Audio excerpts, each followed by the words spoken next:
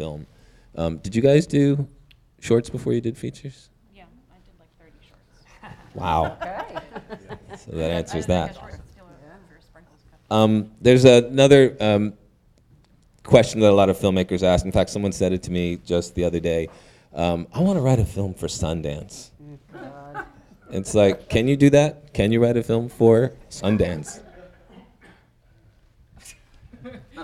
I don't think so. I mean, especially, so the film I just made was this corporate thriller. It's a female-driven Wall Street movie called Equity. It's like, it felt on paper to be a very typically not Sundance, or kind of very much not a Sundance movie. It had kind of really commercial elements. It didn't feel like that kind of character-driven indie kind of investigation of a quirky environment that Sundance movies often kind of feel branded as. And so this movie really didn't feel that way, but we submitted it to Sundance because that's what you do, because when September rolls around and you're an independent filmmaker, that's what you're thinking about.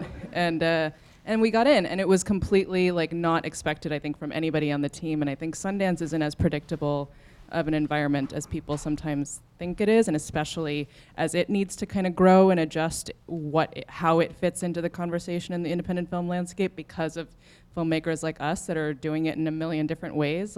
There's no predicting what Sundance is going to like, and I think that's increasingly the case.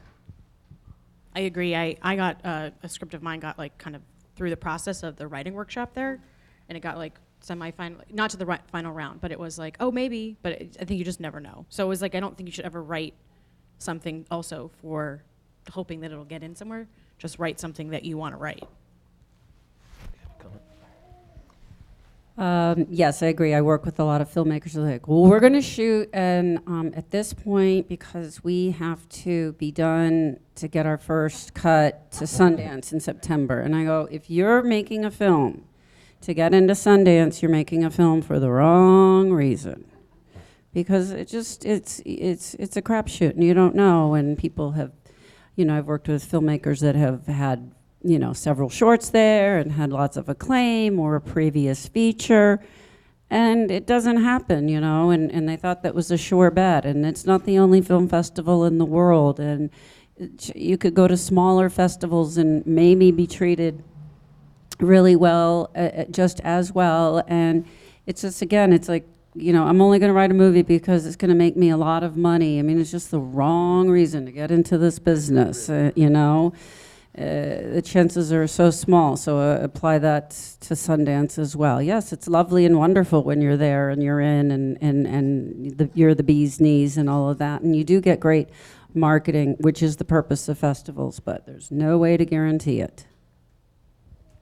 I would say that if you're thinking about what festivals you're going to get into, or you're thinking too much about distribution, or if you're thinking even too much about what genres or what audiences you're writing for and what's hot and what's not, you're thinking about it backwards. Because especially in the independent market, especially for the kinds of films that you guys are going to be making, which are very low budget, the one thing that you have to offer is the specificity of you and your particular viewpoint and the very quirky choices that only you can make. So if you're already thinking about, what do they want? What's going to be successful in this market? Then you've undercut. I mean, you can write a movie for Sundance, but then it won't get in because you're already thinking about it backwards.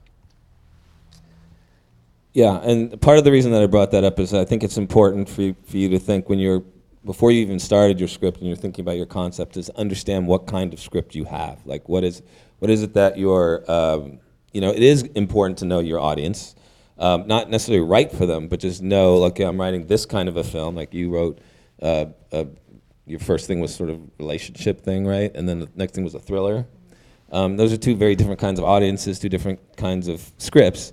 And so understand what who your audience is, and so that you can sell the film, that you can market who you're marketing to. It's not too early to start thinking down the line what the life of your film is going to be.